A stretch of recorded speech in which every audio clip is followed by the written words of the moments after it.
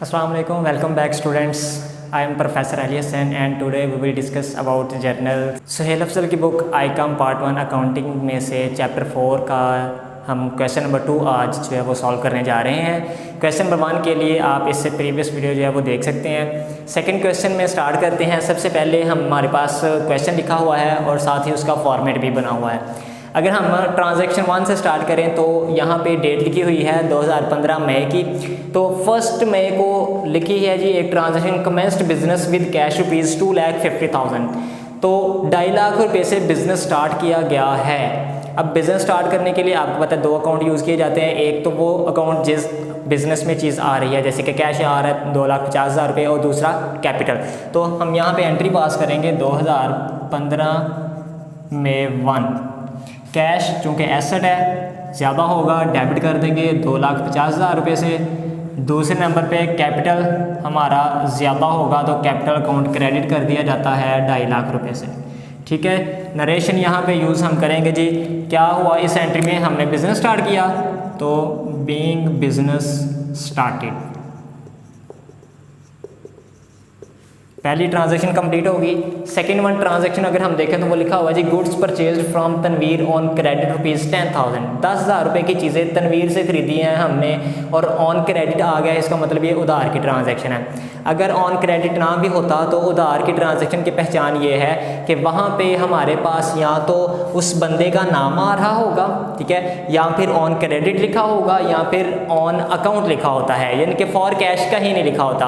अगर उधार की ट्रांजैक्शन तो ये कुछ चीज़ें मैंने आपको बता दी हैं। अगर कैश की ट्रांजैक्शन होगी जिसमें नकद पैसे हम देते हैं या लेते हैं तो उसमें फॉर कैश लाजमी लिखा होता है। तो अब यहाँ पे देखें जी, हमने चीज़ें खरीदी हैं 10,000 रुपये की उधार खरीदी हैं तनवीर से।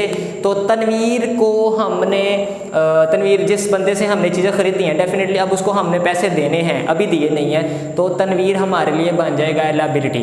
परचेज जो कि हमारा एसेट या एक्सपेंस, दोनों चीज़ें हमने लास्ट वीडियो में भी डिस्कस किया था होती हैं। तो परचेजेस हमारा अकाउंट ज़्यादा हो रहा है, इट मीन्स कि हमारा एसेट या एक्सपेंस दोनों में से जो भी आप इसको यूज़ करना चाहते हैं वो ज़्यादा हो रहे हैं, उसको हमने डेबिट कर लिया।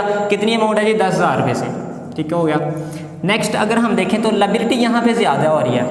किस तरह, क्योंकि तनवीर को पहले हमने कोई पैसा नहीं था देना, अब उससे चीज़ें खरीदी हैं तो अब हमने उस बंदे को पैसे अभी देने हैं, अभी दिए नहीं हैं, पेबल है। तो पेबल चीज़ें सारी लायबिलिटी होती हैं, तो इसलिए हम तनवीर जो कि हमारे लिए अकाउंट्स पेबल है उसको हमने क्रेडिट कर लिया। इसको अकाउंट्स पेबल भी कहते हैं, इसको हम क्रेडिटर्स भी कहते हैं कि वो लोग, वो इंस्टीट्यूट्स, वो इदारे जिनको हमने पैसे अभी देने हैं, हमारे लिए लायबिलिटी है।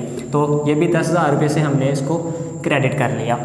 नरेशन इसमें आ जाएगी जी। हमारे पास क्या किया, हमने चीज़ें खरीदी हैं तो बीइंग गुड्स परचेज्ड। अब ये चीज़ें चूँकि उधार थी तो आप साथ ऑन क्रेडिट लिख सकते हैं, ना भी लिखें तो इसका कोई इशू नहीं, ठीक हो गया जी। नेक्स्ट हमारे पास जो 8 मई को ट्रांजैक्शन हुई है वो लिखा है जी purchased typewriter from Muzammil rupees 10,000। Muzammil से हमने टाइपराइटर ख़रीदा है 10,000 रुपये का।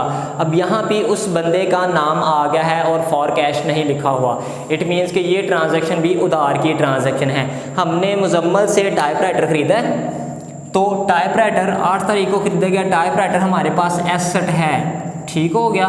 एसेट हमेशा अपने नाम से आएगा। गुड्स जो हैं वो परचेज या सेल के नाम से आती हैं, लेकिन जब हम एसेट खरीदेंगे या बेचेंगे तो एसेट हमेशा अपने नाम से आएगा।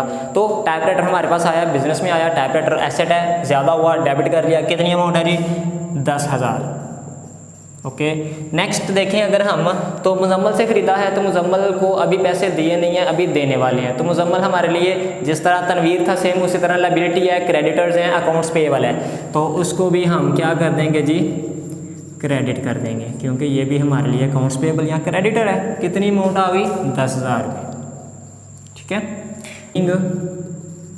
टाइपराइटर या एसेट आप लिख सकते हैं परचेज्ड, ऑन क्रेडिट लिखना चाहें लिख लें, नहीं लिखना कोई इशू नहीं है, ठीक है जी।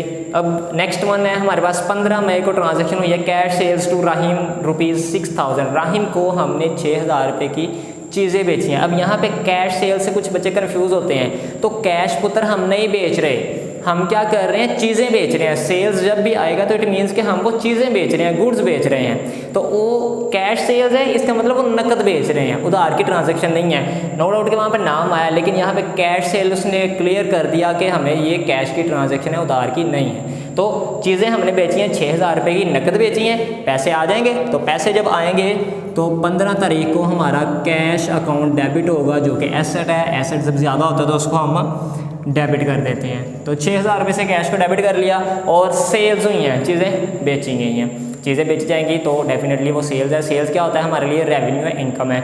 और इनकम या रेवेन्यू जब ज़्यादा होता है तो उसको हम क्रेडिट करते हैं। तो इसलिए यहाँ पे सेल्स का जो अकाउंट है उसको हम क्रेडिट कर लेंगे 6,000 रुपये से। क्लियर है जी। इसकी नरेशन हम लिख लेते हैं नीचे। क्या हुआ इस नरेशन में, ट्रांजैक्शन में जी, बीइंग गुड्स सोल्ड। ओके। और लास्ट वन है जी मई 20 की ट्रांजैक्शन, जो कि लिखी है जी paid salary to clerk. Clerk को हमने सैलरी दी है, कितनी सैलरी दी है, 3,000 रुपये सैलरी दी है। अब बिज़नेस में कुछ बंदे काम कर रहे हैं, डेफिनेटली उन बंदों को सैलरी हम पे करेंगे। तो यहाँ पे उसने कहा जी बिज़नेस में हमने क्या किया, इस बंदे को, क्लर्क जो भी था हमारे पास, उसको हमने सैलरी पे कर दी है। तो बिज़नेस में पैसे कम हो गए, पैसे चले गए, हमारे जो भी बंदा था उसको हमने पैसे दिए तो कैश कम हो गया, एसेट कम हुआ, उसको हम क्रेडिट कर लेंगे। दूसरे नंबर पर हमारा खर्चा क्या हो रहा है, यहाँ पे खर्चा ये हो रहा है कि हमने सैलरी दी है और सैलरी हमारा एक्सपेंस है। तो एक्सपेंस जब ज़्यादा होता है तो उसको हम डेबिट करते हैं। तो यहाँ पे हमारा सैलरी का जो अकाउंट है वो डेबिट हो जाएगा, चूँकि हमारा वो एक्सपेंस था 3,000 रुपये से, और कैश कम हुआ है, एसेट कम हुआ है, तो 3,000 से हम कैश को क्रेडिट कर लेंगे। और इसकी नरेशन आ जाएगी जी बीइंग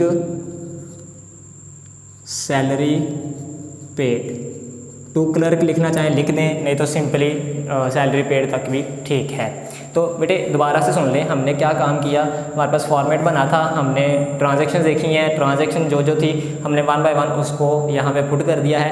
कौन सी चीज़ डेबिट हो रही है, कौन सी चीज़ क्रेडिट हो रही है, 1 बाय 1 हमने सारी ट्रांजैक्शन जो है वो यहाँ पे लिख ली हैं। अगर आपको इस क्वेश्चन से रिलेटेड कोई भी सवाल, कोई एंट्री नहीं समझ आई या कोई और इशू है, कोई कन्फ्यूजन है, तो आप लोग कमेंट करके पूछ सकते हैं।